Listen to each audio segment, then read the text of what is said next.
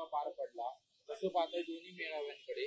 पावसामध्ये देखील चारही नेत्यांनी भाषण केली आणि आता टीका होती, टीका होते मेळाव्याची, काय प्रतिक्रिया? असं आहे की काल आपण नेहमीप्रमाणे, सालाबाप्रमाणे, परंपरेप्रमाणे शिवसेना, हिंदू हृदय सम्राट शिवसेना प्रमुख मान्य बाळासाहेब ठाकरे यांची शिवसेना, या शिवसेनेचा दसरा मेळावा हा काल शिवतीर्थावर पार पडला.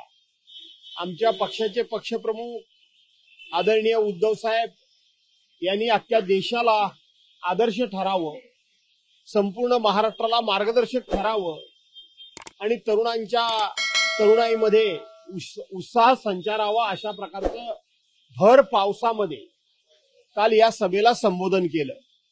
आपण पाहिलं असेल की जर आपण मैदानामध्ये खाली बघितलं तर प्रचंड चिखल होता. या चिखलाचा उल्लेख उद्धव साहेबांनी भाजपानं केलेला चिखल स्वतःचं कमळ उमलवण्याकरता म्हणून असा खूप गमतीशीर केला तो चिखल होता. वरती प्रचंड पाऊस होता आणि जवळजवळ 3 ते 3.5 तास शिवसैनिक या पावसामध्ये उद्धव साहेबांचे विचार ऐकण्याकरता बसले होते. उभ्या देशानं काल पाहिलं की हिंदुत्वाची लाट काय असते, मराठी माणसाचा बाणेदारपणा काय असतो, हिंदू हृदय सम्राट शिवसेना प्रमुखांचे विचार, हे विचार म्हणजेच नवचैतन्य काय असतं याचा अनुभव काल आज संपूर्ण देशाने घेतला, महाराष्ट्राने घेतला. मला असं वाटतं की या देशामध्ये अनेक पक्ष आहेत, परंतु अशा पद्धतीनं वादळ वाऱ्याचा, पावसा पाण्याचा, संकटाचा, आपत्तीचा सामना करून आपल्या नेत्याचे विचार ऐकण्याकरता म्हणून कशाचीही तमा न बाळगणारा जर कार्यकर्ता कोणत्या पक्षामध्ये असेल तर तो हिंदू हृदय सम्राट शिवसेना प्रमुख माननीय बाळासाहेब ठाकरे यांच्या शिवसेनेमध्ये असेल, की जी शिवसेना आता उद्धव बाळासाहेब ठाकरे या नावानं निवडणूक आयोगाच्या नाकर्तेपणामुळे आम्ही ओळखतो, परंतु मूळ बाळासाहेबांची शिवसेना, तिचं तेज, तिचं जाज्वल्य, तिच्या निष्ठा ह्या काल संपूर्ण देशानं पाहिल्या.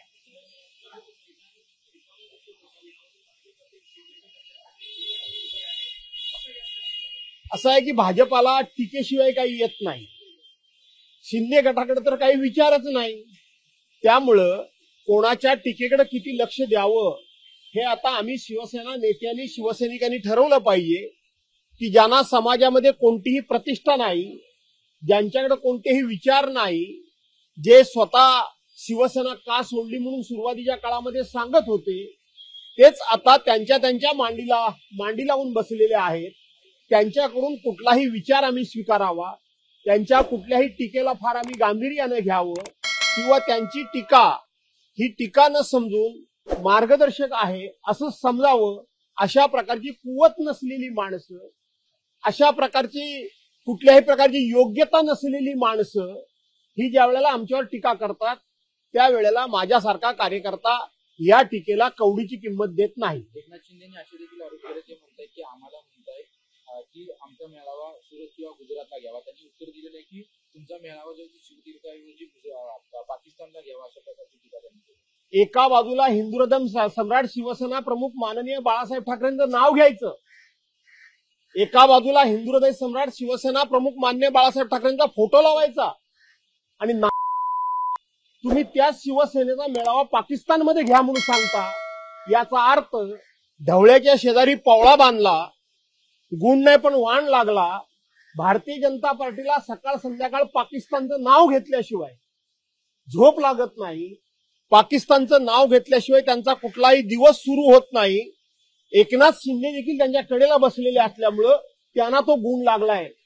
शिवसेनेचा मेळावा म्हणजे हिंदुत्वाचा अंगार, शिवसेनेचा मेळावा म्हणजे मराठी माणसाचा हुंकार आणि शिवसेनेचा मेळावा म्हणजे जगाच्या पाठीवर एकच मैदान, एकच नेता, एकच झेंडा आणि एकच विचार अशा प्रकारचा होणारा मेळावा हा जगाच्या पाठीवर, हा शिवतीर्थावर शिवसेनेचा होतो.